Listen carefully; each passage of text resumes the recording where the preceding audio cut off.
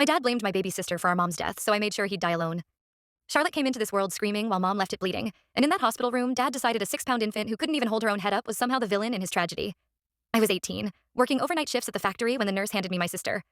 Dad sat in the corner like a statue, refusing to even look at her. When the nurse asked if he wanted to hold his daughter, he just said, "Take it away. Not her.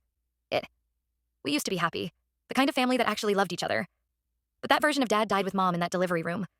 Looking at Charlotte, I knew she'd never experienced the father I once had when his drinking started before we even left the hospital. Whiskey for breakfast, beer for lunch, and whatever was left for dinner became his new routine. By the time Charlotte was 2 weeks old, Dad had perfected his morning ritual of stumbling to the kitchen, grabbing a bottle, and disappearing until dark. I kept telling myself he'd snap out of it eventually, that we were both grieving, and he just needed time to remember he still had 2 kids who needed him. Then I found Charlotte one morning soaked through her onesie with a diaper so full it had leaked onto the mattress. She wasn't even crying anymore, just whimpering softly, while Dad lay passed out on the couch with an empty bottle. The smell hit me when I realized she'd been lying in her own waste for hours, maybe all night. When I picked her up, she barely weighed anything, and that's when it became crystal clear that if I didn't step up, she'd die. I started using my own money for the good formula and making sure she always had a fresh diaper. At 3 months old, whenever Dad walked by, her whole body would go still. And by 6 months, she'd learn not to cry when he was home. What kind of baby learns that? Then Dad's grief turned into something uglier. Should have given it away. He'd mutter when he thought I wasn't listening. Could have dropped it at the fire station, let someone else deal with the thing that killed her. When I asked him once why he didn't just leave if he hated seeing her so much, he laughed with a bitter sharpness that cut through the air. And let everyone think I'm the asshole who abandoned his kids after his wife died? No thanks. So he stayed and acted like we didn't exist, and he was extremely good at it. But the moment that broke me came on a weekend when Charlotte had a fever and wouldn't stop crying.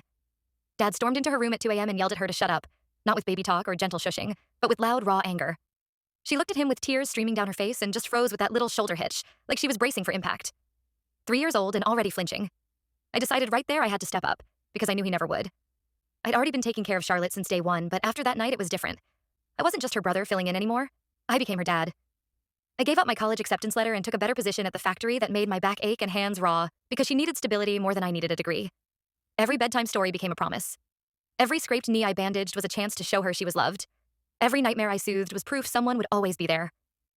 I made sure she had the loudest cheering section at every preschool play, the biggest birthday parties with kids from her class, and someone who never missed a parent-teacher conference. When she handed me that first Father's Day card made with crayon and glitter glue, I framed it and hung it where Dad would see it every morning.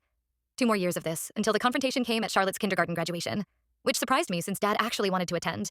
He'd been sober for 2 months thanks to his new girlfriend, and thought a cap and gown ceremony was the perfect place to reclaim his role. After Charlotte received her diploma and ran straight past him into my arms yelling, "Daddy!" I saw something snap in his face. That same night, he waited until Charlotte was asleep before cornering me in the hallway. "Why does my daughter call you Dad?" His voice shook with rage.